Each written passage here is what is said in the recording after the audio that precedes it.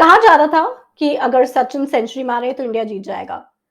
तो क्या सचिन की सेंचुरी और इंडिया की विनिंग का बीटा 1 होगा? बीटा क्या होता है? बीटा को क्रिकेट में कैसे यूज़ कर सकते हैं? और अगर क्रिकेट में यूज़ कर सकते हैं तो फाइनेंस में कहाँ यूज़ होता है? ये सब जानने के लिए रिक्वेस्ट है इस वीडियो को आखिर तक ज़रूर देखिएगा। बीटा एक फाइनेंशियल रेशियो है जो यूज़ होता है चेक करने के लिए कि कोई स्टॉक या फिर म्यूचुअल फंड वो मार्केट के अगेंस्ट कैसे चल रहा है। देखिए, ये समझाते हैं हम आपको क्रिकेट के एग्जांपल से। बेटिंग गेम में मुझे पता है कि मैं सचिन के साथ इंडिया की टीम का जो विनिंग है उसको कंपेयर कर सकती हूँ। तो सचिन जितने रन बना रहे हैं उतना ही मैं बेट कर रही हूँ इंडिया के ऊपर और उसी हिसाब से मेरी विनिंग हो रही है। तो सचिन ने 100 रन बनाए तो मैंने ₹100 लगाए, सचिन ने 10 रन बनाए तो मैंने ₹10 लगाए। एग्ज़ैक्टली उतने ही जितना सचिन ने रन बनाए और मैंने उतना ही कमाया जितना सचिन ने रन बनाए हैं इंडिया के ऊपर, क्योंकि सचिन और इंडिया की विनिंग्स आपस में टोटली अलाइन्ड है। मतलब जो सचिन की प्राइस है, वो हर बार वो जो रन बनाएँगे, उससे बढ़ती जाएगी और हमारे पास उसकी प्राइस निकल आएगी। उसी तरह से मेरी विनिंग्स भी जो है, अब हमें कैलकुलेट करना है बीटा। बीटा कैलकुलेट करने से पहले पहला स्टेप होता है कि हमें रिटर्न कैलकुलेट करने पड़ेंगे। तो अगर 100 रन उन्होंने बनाए हैं और 200 रन उनकी वैल्यू हो गई, तो इसको जो प्रीवियस हमारा ऑब्जर्वेशन पॉइंट था, उसमें से माइनस करेंगे डिवाइडेड बाय मेरी जो इनिशियल रिजर्व प्राइस थी। और इसी तरह से हम इसको एक्सटेंड कर सकते हैं, तो ये मेरा रिटर्न निकल आएगा। बीटा कैलकुलेट होता है स्लोप फंक्शन से। हम टाइप करेंगे SLOPE स्लोप और फिर हम लेंगे पहले डिपेंडेंट वेरिएबल। इस केस में डिपेंडेंट वेरिएबल है मेरी विनिंग्स, मेरी रिटर्न्स। हम कंपेयर करेंगे इंडिपेंडेंट वेरिएबल से। इस केस में इंडिपेंडेंट वेरिएबल है सचिन के रन्स का रिटर्न, सचिन की प्राइस का रिटर्न। तो आप देखेंगे बीटा आ रहा है 1। दैट मीन्स सचिन अगर 100% पैसा कमाता है तो मैं 100% कमाती हूँ, सचिन अगर 50% कमाता है तो मैं 50% कमाती हूँ। मेरी विनिंग्स टोटली मेरा बेंचमार्क जो सचिन है उसके साथ अलाइंड है। मान लीजिए मैं कहती हूँ भाई ये तो बड़ी अच्छी चीज है, मैं अग्रेसिव खेलना चाहती हूँ। अग्रेसिव मतलब अगर सचिन 100 रन बना रहा है तो मैं ₹100 लगाने के बजाय मैं ₹200 लगा देती हूँ।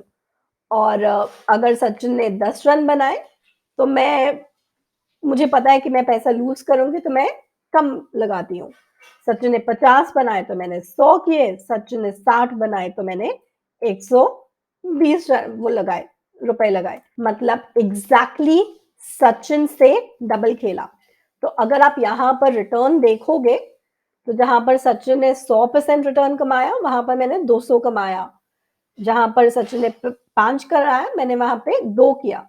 मतलब कि अगर सचिन का बढ़ रहा है तो मेरा डबल बढ़ रहा है और अगर सचिन का कम हो रहा है तो मेरा डबल कम हो रहा है, मोर और लेस।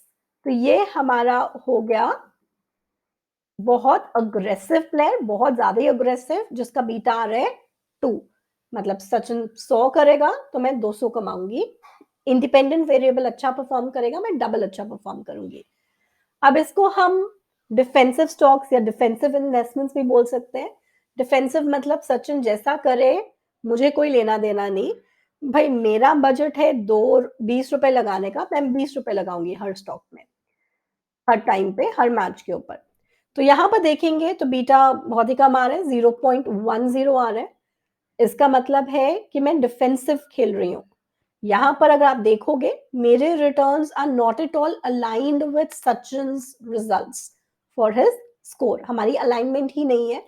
तो ये तो हो गया बीटा और मैंने बता भी दिया कि हम एक्सेल में इसको कैसे कैलकुलेट कर सकते हैं। यूज़ कहाँ होता है? पहली चीज़ जहाँ पर वो यूज़ होता है, वो होता है प्रिडिक्ट करने के लिए कि एक पर्टिकुलर स्टॉक या एक पर्टिकुलर म्यूचुअल फंड कैसा परफॉर्म करेगा। अगर तो उस फंड का या उस स्टॉक का जो बीटा है वो 1 है, तो आज मार्केट ऊपर बढ़ी, तो मतलब कि मेरा जो स्टॉक है वो एग्ज़ैक्टली उतना ही परसेंटेज ऊपर बढ़ा होगा, जितनी मार्केट ऊपर बढ़ी है।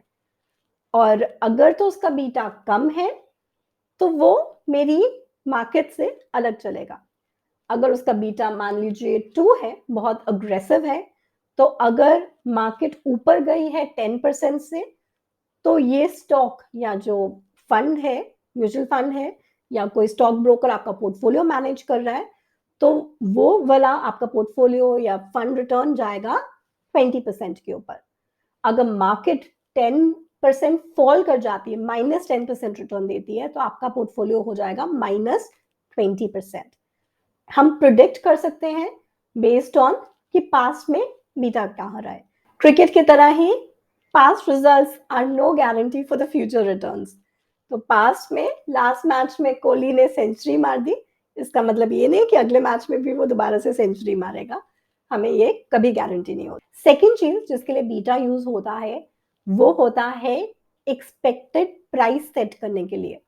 देखिए, अगर तो जो फंड है या जो पोर्टफोलियो है मुझे वही रिटर्न दे रहा है जो मार्केट रिटर्न दे रही है, तो मैं एक्सपेक्ट करूंगी कि वो मार्केट के आसपास ही मुझे रिटर्न देगा। मार्केट ने 28% दिया है और एन एवरेज, तो मुझे 28% मिलेगा। मार्केट ने -10 दिया तो मुझे -10 मिलेगा। लेकिन अगर मैं किसी अग्रेसिव फंड में, मतलब कि मुझे ऐसा पता है कि ये अग्रेसिव फंड मैनेजर है, ये बहुत बोल्ड कॉल्स लेता है, या मेरा पोर्टफोलियो मैनेजर स्टॉक ब्रोकर बहुत बोल्ड कॉल्स लेता है, बहुत अग्रेसिव है, उसका बीटा मार्केट से डबल आता है, तो मैं जो एक्सपेक्टेशन रहेगी उससे रिटर्न की, वो भी उसी हिसाब से रहेगी। आइए देखें इसको एक्सेल में with example of a mutual fund. देखिए यहाँ पर एक्सेल शीट पे मैंने सेंसेक्स की वैल्यू ली है on the first of every month for last 1 year monthly basis पर, और म्यूचुअल फंड, किसी म्यूचुअल फंड का एनएवी उठाया है सेम डेट्स के ऊपर। तो अगर हमको कैलकुलेट करना है बीटा, तो पहला काम हमें रिटर्न्स देखने पड़ेंगे। तो ये उसकी जो सेंसेक्स की मई की वैल्यू थी माइनस अप्रैल की वैल्यू, ये मैंने रैंडमली उठाया है just for the sake of explaining. अगर 1 अप्रैल को छुट्टी थी या कुछ था तो आप देख सकते हो, ये मेरा आ गया सेंसेक्स का रिटर्न, और इसी को मैंने एक्सटेंड कर दिया मेरा जो स्टॉक या म्यूचुअल फंड का रिटर्न है। और मुझे बीटा कैलकुलेट करना है। बीटा कैलकुलेट करते हैं हम स्लोप फॉर्मूला से। तो हम स्लोप डालेंगे यहाँ पर, और पहले नोन वाईएस मतलब जो डिपेंडेंट वेरिएबल है, और फिर उसके बाद हम डालेंगे जो हमारा इंडिपेंडेंट वेरिएबल है।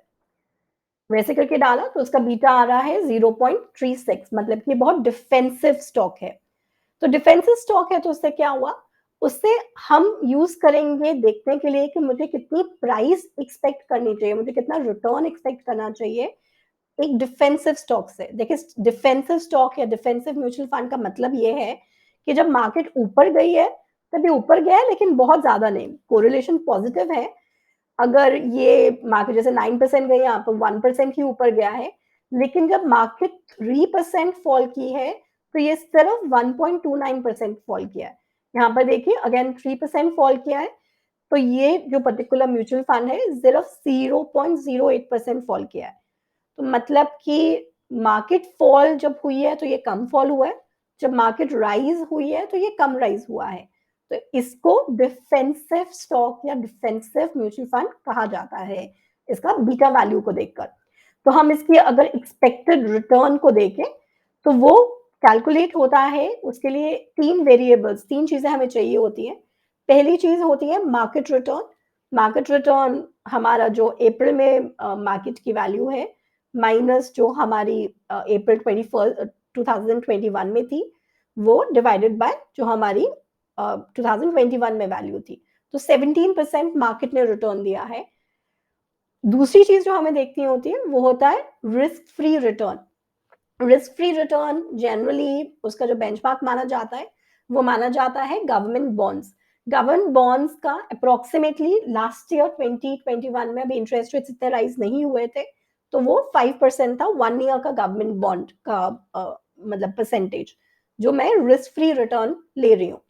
तो एक्सपेक्टेड रिटर्न का फॉर्मूला होता है risk free return, that means इस केस में 5% प्लस मेरा जो प्रीमियम है जो मुझे यहाँ पर इन्वेस्ट करने से मिल रहा है, तो दैट विल बी मेरा जो मार्केट का रिटर्न है minus my risk free return, and then this has to be multiplied by beta.